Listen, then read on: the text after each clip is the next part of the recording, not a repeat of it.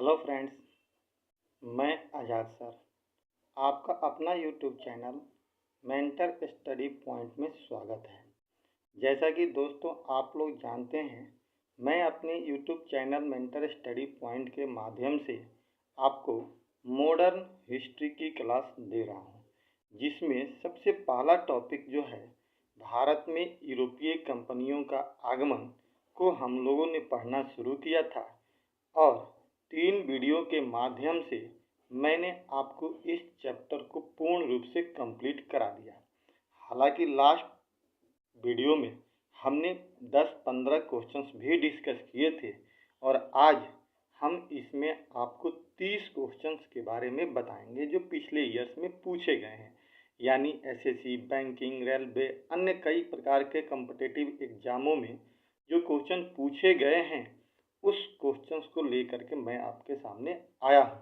और दोस्तों एक चीज़ आप ध्यान रखिएगा कि क्वेश्चंस अगर पूछे गए हैं एग्जाम्स में तो उस क्वेश्चंस को अगर आप बना पाते हो मेरा वीडियो देखने के बाद और समझने के बाद जो आपको कंसेप्ट क्लियर होगा, तो अगर आप आए हुए क्वेश्चन को बना पाते हो तो मेरा वादा है कि आप अपकमिंग जो एग्ज़ाम होगा और उसमें जो क्वेश्चंस आएंगे उसको भी बनाने में सफल होंगे। यही हमारी सफलता की सबसे बड़ी रणनीति होती है और खुद को जांच करने का एक बहुत अच्छा जरिया होता है। क्वेश्चंस बैंक से ही हम क्या करते हैं, अपने आप को जांचते हैं और हम अपने आप को परखते हैं कि हम कहाँ तक पहुँचे हैं, या यूँ कहिए कि लोग अक्सर कहते हैं ना कितने पानी में हैं।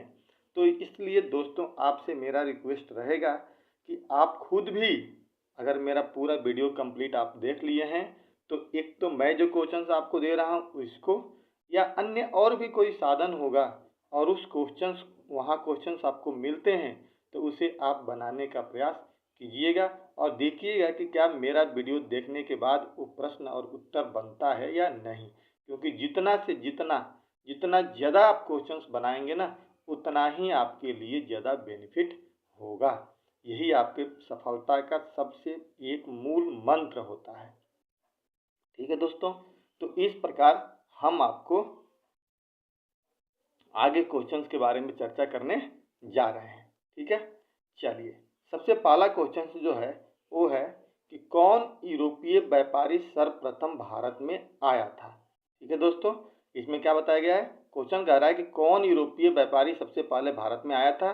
तो देखिए मैंने इसमें पहले ही डार्क कर रखा है कि पुर्तगाली सबसे पहले भारत में आए थे। आप खुद भी एक बार अंदाजा लगाइएगा, आपको आंसर सही लग जाएगा तो आप समझ जाइएगा। आंसर में कहीं डाउट्स होगा तो एक बार वीडियो देख लीजिएगा। दूसरा क्वेश्चन कह रहा है कि फ्रांसीसियों का प्रभुत्व भारत में किस युद्ध के उपरांत समाप्त हो गया। पूछ रहा है ना कि फ्रांसीसी, जो मैंने कल के वीडियो में ही बताया था कि फ्रांसीसियों का जो प्रभुत्व जो था, जो अधिकार जो था, वो भारत में किस युद्ध के उपरांत समाप्त हो गया था। तो वांडीवास इसको कहते हैं, जो 1761 ईस्वी में अंग्रेजों के बीच हुआ था। वांडीवास के युद्ध के बाद इसका प्रभुत्व जो था समाप्त हो गया और ये निश्चय हो गया कि भारत में अब कौन शासन करेगा, तो अंग्रेज ही शासन करेंगे। ठीक है, तो ये क्वेश्चन भी आपके क्लियर हो गए। अगला कह रहा है कि अंग्रेजों के भारत आने का मंतव्य क्या था, मतलब क्या उद्देश्य था। अंग्रेज भारत में क्या करने आए थे, क्या धर्म का प्रचार करने आए थे, तकनीक का प्रचार करने आए थे, अपनी श्रेष्ठता को स्थापित करने आए थे। नहीं, भारत में अंग्रेजों का आने का एक पहला ही मात्र उद्देश्य था व्यापार करना। वो भारत में बाद में अपने आप को श्रेष्ठ साबित करने में लग गए जब उन्हें मौका मिला तो, लेकिन पहला उद्देश्य क्या था, व्यापार को प्राप्त करना, यानी व्यापार करना। ठीक है दोस्तों, अगला क्वेश्चन है कि फ्रांसीसियों की हार के प्रमुख कारणों में कौन थे। यानी अगर भारत में फ्रांसीसी हार गए तो उसकी कारण क्या था। तो पहला कह रहा है कि पांडिचेरी का सामरिक स्थल न होना, ऐसी कोई बात नहीं थी। इसमें बी आंसर है कि अंग्रेजी नौसेना सुदृढ़ होना, यानी अंग्रेजों की जो नौसेना थी, जिसको कहते हैं ना कि समुद्र पे उनका अधिकार था, उस अधिकार की वजह से फ्रांसीसी हार गए, क्योंकि फ्रांसीसियों का समुद्र पे उतनी पकड़ नहीं थी और अंग्रेजों की पकड़ थी, इसलिए वो हार गए। अब कह रहा है कि जेम्स प्रथम का राजदूत जो जहांगीर के दरबार में आया था वो कौन था जी। तो सर थॉमस रो, हमने आपको बताया था कि 1609 ईस्वी में ये दूत बन करके आया था और जाकर के जहांगीर से मिला भी था और उससे तुर्की भाषा में बात भी की थी तो उसको अच्छा भी लगा था, ये मैंने बताया भी था आपको। अगला क्वेश्चन कह रहा है कि कर्नाटक का युद्ध किस किस के बीच हुआ था। कल ही की वीडियो में हम लोगों ने चर्चा किया है कि कर्नाटक का युद्ध जो था अंग्रेज और फ्रांसीसियों के बीच हुआ था। और कितने युद्ध हुए थे, तो 3 युद्ध हुए थे। और इन 3 युद्धों ने यह निर्णय कर दिया कि भारत में अब फ्रांसीसी नहीं अंग्रेज ही शासन करेंगे। ठीक है, तो ये आपका 6 क्वेश्चन हो गए। अगला क्वेश्चन है कि अंग्रेजों को मुंबई कैसे मिला। तो अंग्रेजों को मुंबई मैंने बताया था कि पुर्तगाली जो थे उस पुर्तगाली राजकुमारी कैथरीन का विवाह अंग्रेज के मतलब ब्रिटेन के राजा के साथ हुआ। और तब जाकर के पुर्तगालियों ने उनको दहेज में दे दिया और उसको वहाँ के राजा ने 10 पाउंड पर कंपनी को दे दिया था। ये हमने आपको बता रखा था कहानी। तो इस प्रकार से आंसर क्या हो जाएगा, बिहार विवाह में दहेज के रूप में। और ये क्वेश्चन कई बार पूछे गए हैं। पिछली बार अभी उत्तर प्रदेश में पुलिस का एग्जाम हुआ था, वहाँ पर भी ये क्वेश्चन पूछे गए हैं। तो मैं आपको आंसर भी दे रहा हूँ और इसकी व्याख्या कर रहा हूँ, और इस तरह से आप क्वेश्चन को समझिएगा कि कैसे हम क्वेश्चन को पकड़ पाएंगे। अगला कह रहा है कि वांडीवास की लड़ाई अंग्रेजों के साथ, थोड़ी मिस्टेक हो गई है, अंग्रेजों के साथ किसके संबंध के लिए महत्वपूर्ण था। तो वांडीवास की लड़ाई किसके किसके बीच हुई थी, अंग्रेज और फ्रांसीसियों के बीच। तो निश्चित तौर पर फ्रांसीसियों के लिए ये संबंध का महत्वपूर्ण था। अगला क्वेश्चन कह रहा है कि पुर्तगालियों के विरुद्ध शाहजहां ने किस नगर का घेरा किया था। हुगली का आपको याद होगा कि शाहजहां ने लगभग 1651 के आसपास में हुगली को इसने घेरा था। अंग्रेजों ने भारत में अपनी पहली फैक्ट्री कहाँ स्थापित की थी। अंग्रेजों ने भारत में अपनी पहली फैक्ट्री कहाँ स्थापित की थी, शुरू में सूरत में। कब किया था जी, 1608 ईस्वी में। मैंने आपको बता रखा है 1608 में सूरत में इन्होंने पहली फैक्ट्री थी। लेकिन याद रखिएगा वो आधिकारिक नहीं था। 1613 ईस्वी में आधिकारिक रूप से उन्हें मान्यता मिली थी। कहाँ पे, सूरत में। उससे पहले मुसलीपट्टनम में 11 में उन्हें मान्यता मिली थी। ये बाबू अपना क्वेश्चन को बनाते समय ना जोड़ने का प्रयास कीजिए, कनेक्टिविटी को पैदा कीजिए अपने कंसेप्ट में। आगे मैं एक एक चीज बताऊंगा, अभी तो हम लोग हाल ही फिलहाल से जुड़े हुए हैं। एक एक चीज को मैं बताऊंगा कि क्वेश्चन कैसे पकड़े जाते हैं जीएस में, कैसे एक क्वेश्चन का कनेक्ट दूसरे से होता है, दूसरे का तीसरे से कनेक्टिविटी होती है। इसलिए डेट्स वगैरह जो होते हैं ना, कंसेप्ट आपको क्लियर होने चाहिए।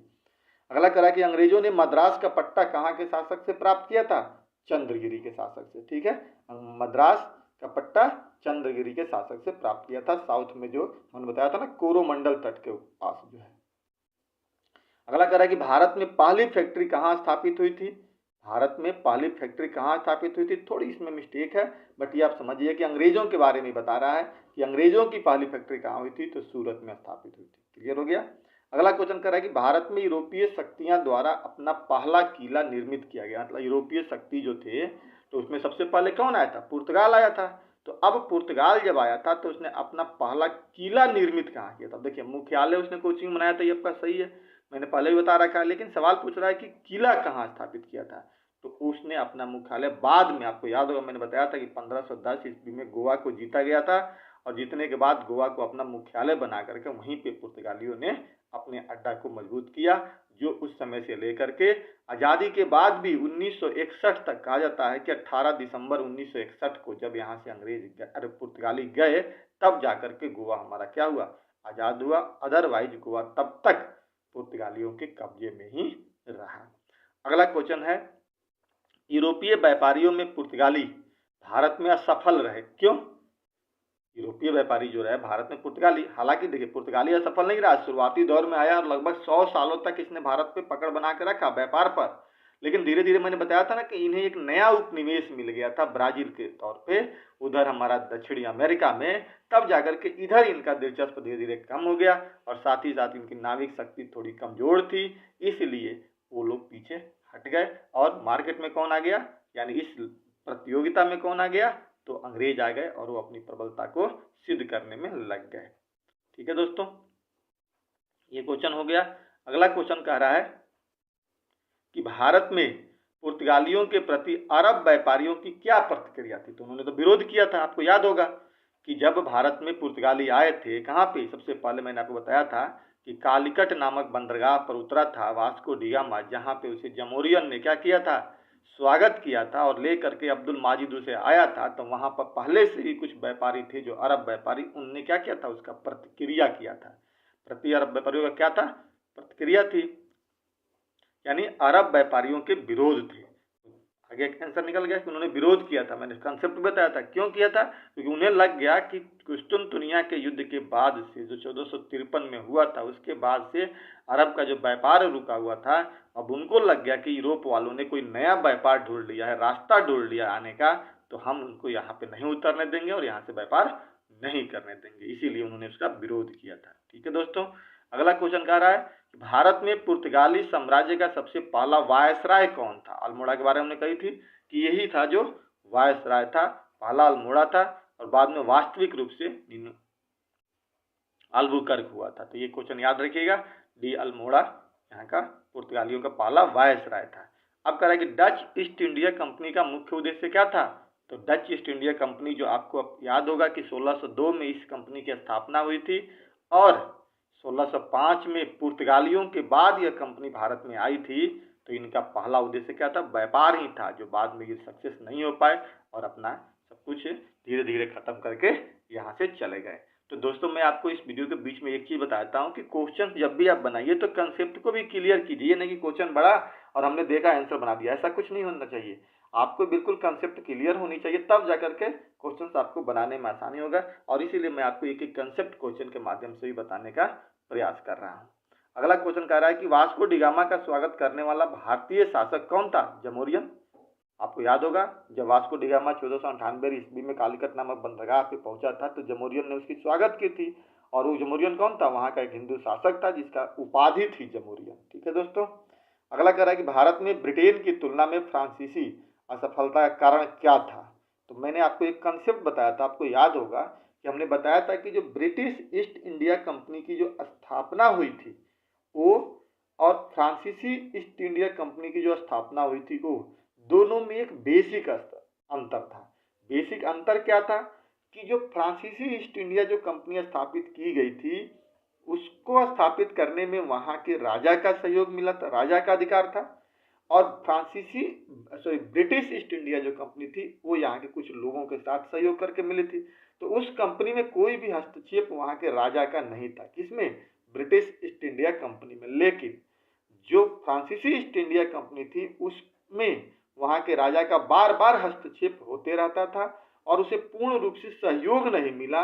और सहयोग नहीं मिलने का नतीजा था कि वो बहुत बेहतर होने के बावजूद भी भारत में सफल नहीं हो पाए। तो देखिए क्वेश्चन क्या कर रहा है कि भारत में ब्रिटेन की तुलना में फ्रांसीसी असफल क्यों हो गए। तो अल्प राजकीय सहयोग, उन्हें राजा का पूर्ण रूप से सहयोग नहीं मिला, जबकि अंग्रेजों को पूर्ण रूप से सहयोग मिल रहा था। वो सफल होते जा रहे थे और ये असफल हो गए। वरना मैंने आपको बताया था पिछले वीडियो में कि डुप्ले बहुत महान और महत्वाकांक्षी व्यक्ति था। जो फ्रांसीसी ईस्ट इंडिया कंपनी का व्यक्ति था वो कहीं रॉबर्ट क्लाइव से बहुत तेज तर्रार था, लेकिन वजह उसे सपोर्ट नहीं मिला। ठीक, तो सपोर्ट नहीं मिलने की वजह से भी कई बार हमें असफलता हाथ लग जाती है। जैसे मैं एक छोटा सा एग्जाम्पल देता हूँ कि मैं बहुत अच्छा हूँ पढ़ने में, बहुत मैं तेज हूँ पढ़ने में, बहुत दिमागी स्तर पे मेरा संतुलन ठीक है, लेकिन कई बार क्या होता है कि घर का अच्छा से सपोर्ट ही नहीं मिल पाता है। जब घर का सपोर्ट नहीं मिल पाता है तो क्या होता है, मजबूरी में हमें कोई अलग काम करने पड़ जाते हैं और जिसकी वजह से क्या होता है, दिमाग डाइवर्ट हो जाता है व्यक्ति का और वो अपना फोकस एक जगह पे नहीं कर पाता है। इसी को हम लोग कहते हैं कि उसे पूर्ण रूप से सहयोग न मिलना। इस प्रकार ब्रिटिश ईस्ट इंडिया कंपनी को सहयोग मिला और फ्रांसीसी ईस्ट इंडिया कंपनी को सहयोग नहीं मिला, तो हार गए। ठीक है दोस्तों, तो ये मैंने आपको कंसेप्ट बता दिया। कंसेप्ट पे ध्यान दीजिएगा हमेशा। मैं शुरू से कह रहा हूँ कि इतिहास कोई रटने की चीज नहीं होती है, इतिहास हमेशा समझ करके पढ़ने की चीज होती है और उसको कंसेप्ट क्लियर करने की होती है। अगर आपका कंसेप्ट क्लियर हो गया तो ये समझिएगा कि आपके सारे क्वेश्चंस का जवाब आसानी से मिल जाएगा। भारत में डचों की व्यापारिक पराजय का कारण क्या था जी। डच जो थे जो चौथे नंबर पर थे, तो कमजोर समुद्री शक्ति, उनकी भी यही स्थिति थी, कमजोर थे। और आपको पता होगा कि बाद में उन्होंने अंग्रेजों को ही बेच करके चले गए थे। मैंने बताया भी था कि कौन बनेगा करोड़पति में, कैसे यहाँ से क्वेश्चन आए थे। अब कह रहा है कि निम्नलिखित व्यापारियों के आगमन का क्रमबद्ध कीजिए। तो आप अच्छी तरह से कर लेंगे कि सबसे पहले कौन आए थे जी, तो पुर्तगाली आए थे, उसके बाद डच आए थे, फिर अंग्रेज आए थे और फिर लास्ट में फ्रांसीसी आए थे। ये क्वेश्चन तो कई बार कॉम्पिटिटिव एग्जाम में पूछा गया है। ठीक है दोस्तों, अगला क्वेश्चन है कि फ्रांसीसियों का प्राचीनतम कारखाना कहाँ स्थापित हुआ था। फ्रांसीसी, देखिए ध्यान रखिए फ्रांसीसी का पूछ रहा है तो आपको याद होगा कि पांडिचेरी में उन्होंने अपना स्थापित किया था, पांडिचेरी को लिया भी था खरीद करके पट्टे पे, वहाँ पे पांडिचेरी शहर भी बताया था और बना करके वहाँ पे अपने मुख्यालय को स्थापित किया था। अगला क्वेश्चन कह रहा है कि ईस्ट इंडिया कंपनी एवं उसके बाद बनी कंपनी का विलय कब हो गया था। ये क्वेश्चन मैंने आपको नहीं बताया था, लेकिन याद होगा मैंने चर्चा की थी कि ईस्ट इंडिया जो कंपनी थी वो जब 1833 में उसके नाम को जब लघुकरण किया गया था, आपको याद होगा मैं बताया था कि पहले उस कंपनी का नाम बहुत बड़ा था। 1833 में उस कंपनी का नाम ईस्ट इंडिया कंपनी किया गया था। तो उस समय उसके पहले कुछ और भी कंपनियां थी, उन सारे कंपनियों मिला करके उसका एक नाम दे दिया गया ईस्ट इंडिया कंपनी। ये काम कब हुआ था? 1702 ईस्वी में हुआ था। ये आपके नोट्स के माध्यम से नहीं पहुंचा था, ये क्वेश्चन के माध्यम से पहुंच गया। अगला क्वेश्चन कह रहा है कि अंग्रेजों का फोर्ट विलियम स्थित है। तो मैंने कहा था ना कि जो भी उनके किला होते थे, उनके जो भवन होते थे, उनका एक नाम होता था, और ये फोर्ट विलियम कलकत्ता में है, जो शुरू से मतलब 1700 ईस्वी से ही लेकर के 1744 के बाद से लेकर के वो और कब तक 1911 तक लगभग अंग्रेजों की वो राजधानी रही। 1911 में राजधानी कोलकाता से कहाँ चली आई थी? दिल्ली चली आई थी, जिसकी चर्चा हम लोग एक बार किए हैं और आगे भी हम लोग राजनीतिक परिवर्तन में करेंगे। अगला क्वेश्चन है कि द्वितीय पुर्तगाली अभियान का नेता कौन था जी? तो मैंने आपको बताया था नोट्स में, आपको याद होगा, वीडियो देखिए वहां पे मिल जाएगा। अल्वारेज केब्रल जो था, जो दूसरी बार आया था, पहला तो वास्को डी गामा आया था, दूसरा बार ये आया था अल्वारेज केब्रल, और फिर तिबारा वास्को डी गामा आया था। अगला क्वेश्चन है कि बीजापुर के सुल्तान से गोवा को छीनने वाला प्रथम यूरोपियन कौन था? आपको याद होगा मैंने अल्बुकर्क की चर्चा की थी आपको नोट्स में पहले ही दिन में। उसमें कहा था कि अल्बुकर्क और बीजापुर का जो शासक था, जिसका नाम था आदिल शाह, यूसुफ आदिल शाह, उससे लड़ाई हुई थी कब? 1510 ईस्वी में। और उसी 1510 ईस्वी में अल्बुकर्क ने क्या किया? गोवा को जीत लिया, उससे छीन लिया, और आगे चल करके जो व्यक्ति था नीनो डी कुन्हा आया था, उसने गोवा को अपना मुख्यालय बनाया था। तो यहाँ पे आंसर क्या हो जाएगा? अल्बुकर्क। अगला है भारत में सर्वप्रथम फ्रांसीसी कंपनी किसने स्थापित की थी? फ्रांसीसी कंपनी, तो आपको याद होगा कि कोलबर्ट की सहायता से वहां पे हुआ था और वही व्यक्ति यहाँ पे कंपनी को भेजा था, तो कोलबर्ट इसका आंसर हो जाएगा। अब कह रहा है कि कोरोमंडल बंदरगाह से डचों द्वारा निर्यात की प्रमुख वस्तु क्या थी? वस्त्र, यानी सूती वस्त्र यहाँ होना चाहिए था, सूती वस्त्र था। कोरोमंडल आप समझ ही रहे हैं, कोरोमंडल कहाँ था? तो पूर्वी तट को कोरोमंडल बोलते हैं, जो निचला हिस्सा होता है तमिलनाडु वाला, और पश्चिमी तट को जो केरल का होता है उसे मालाबार तट कहते हैं। इसको ज्योग्राफी में हम लोग पढ़ते हैं। तो वस्त्र, सूती वस्त्र का सबसे ज्यादा प्रचार करने वाले कौन थे? डच ही थे, जो यहाँ से भारत से बाहर लेकर गए थे। अगला क्वेश्चन कह रहा है कि मुगल भारत में अंग्रेजियों व्यापार की सर्वाधिक महत्वपूर्ण वस्तु क्या थी? तो मुगल भारत में अंग्रेज जो जिस वस्तु की सबसे ज्यादा व्यापार करते थे मुगलों के काल में, वो थी सूती वस्त्र। सूती वस्त्र का बहुत ज्यादा व्यापार करते थे। आपको मैं छोटा सा एक कहानी बताता हूँ। इस सूती वस्त्र का इंग्लैंड में इतना डिमांड बढ़ गया था, इतना डिमांड बढ़ गया था कि भारत के सूती वस्त्र पर वहां पे टैक्स लग गया था कि अगर कोई व्यक्ति कोई सूती वस्त्र खरीदता है तो उसको वहां पर टैक्स देना पड़ेगा, बहुत ज्यादा टैक्स देना पड़ेगा। यहाँ तक ये स्थिति हो गई थी कि इंग्लैंड के बेडरूम से लेकर के बाथरूम तक भारत के सूती वस्त्र का वहां पे प्रयोग किया जा रहा था। जैसे आज के डेट में हर देश लगभग जहां तक मुझे ऐसा लगता है कि चाइना का सामान का जो लोग इस्तेमाल करते हैं, जो चाइना का सामान हर जगह आपको उपलब्ध मिल जाएगा, बेडरूम से लेकर उसको भी कहा जाता है कि बाथरूम तक उपलब्ध है। ठीक यही स्थिति भारत के सूती वस्त्र की इंग्लैंड में थी उस वक्त जब भारत से व्यापार अंग्रेजों का चल रहा था। तो सबसे महत्वपूर्ण कोई अगर वस्तु थी तो वो थी सूती वस्त्र। और इसी सूती वस्त्र को मैं एक छोटा सा कंसेप्ट बताता हूँ। इसी सूती वस्त्र को समाप्त करने के लिए अंग्रेजों ने एक बहुत बेहतर रणनीति की तैयार की, और यहाँ पर उन्होंने क्या किया? फैक्ट्री स्थापित किया और यहाँ पे वस्तुओं का निर्माण किया, और धीरे धीरे यहाँ के लघु जो उद्योग थे, जो धंधे थे, उसको धीरे धीरे नष्ट करने का प्रयास किया, ताकि जब धंधा ही नष्ट हो जाएगा, उद्योग ही नष्ट हो जाएगा, तो वस्तु तैयार ही नहीं होगी। जब वस्तु तैयार ही नहीं होगी तो लंदन जाएगी नहीं, है जब लंदन जाएगी नहीं तो वहां बिकेगी नहीं, तब फिर वहां किसकी वस्तु बिकेगी? वहीं की वस्तु बिकेगी। ये उनकी एक सोची समझी रणनीति थी। अगला क्वेश्चन है कि वास्को डी गामा कालीकट किस वर्ष पहुंचा था? तो ये हम सभी लोग जानते हैं, 1498 ईस्वी में वास्को डी गामा जो था वो कहाँ पहुंचा था? कालीकट नामक बंदरगाह पर। यहाँ से बेटा क्वेश्चन आते रहता है। और किसके सहयोग से? अब्दुल माजिद के सहयोग से वहाँ पर पहुँचा था। तो इस प्रकार दोस्तों मैंने पिछले वीडियो में आपको 15 से 16 क्वेश्चंस दिया था जो वहाँ पे डिस्कस किए थे। इस वीडियो के माध्यम से हमने 30 क्वेश्चंस किए, यानी कुल मिलाकर के आपके पास लगभग 50 के आसपास में क्वेश्चंस पहुँच गए। अब इस क्वेश्चंस के आधार पे आपका सिलेबस बिल्कुल कंप्लीट हो गया और साथ ही साथ ये हमने टॉपिक जो था हमारा उसको भी कंप्लीट कर दिया। अब इससे रिलेटेड अन्य कोई भी क्वेश्चंस अगर आपको बनाना है तो आप उसे बनाइएगा अन्य कोई भी पुस्तक के माध्यम से।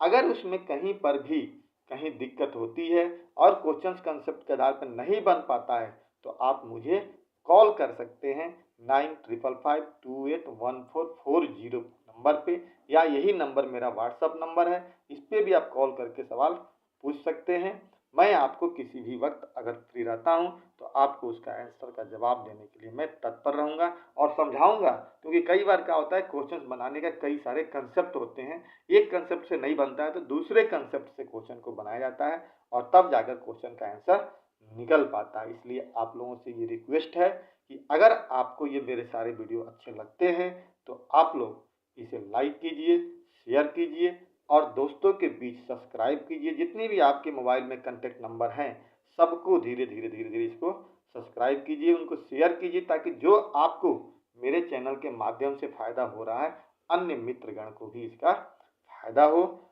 और अब मैं अगला वीडियो जो कल लेकर के आऊँगा उसमें होगा आपका दूसरा चैप्टर, जिसको हम लोग कहते हैं मुगल साम्राज्य का विघटन, यानी मुगलों का विघटन। उसको मैं आपको बेहतर तरीके से बताने का प्रयास करूंगा। उसका कंसेप्ट कई तरह से जुड़ा हुआ है, वहां से हम लोग फिर से आगे करेंगे। कल की वीडियो में आपको होगा क्या टॉपिक होगा, तो मुगलों का पतन, यानी दूसरा चैप्टर औरंगजेब के बाद कैसे मुगलों का पतन होता है उसको हम लोग पढ़ेंगे। तो ठीक है दोस्तों, आज हम इस वीडियो को यहीं पे रोकते हैं। जय हिंद, जय भारत।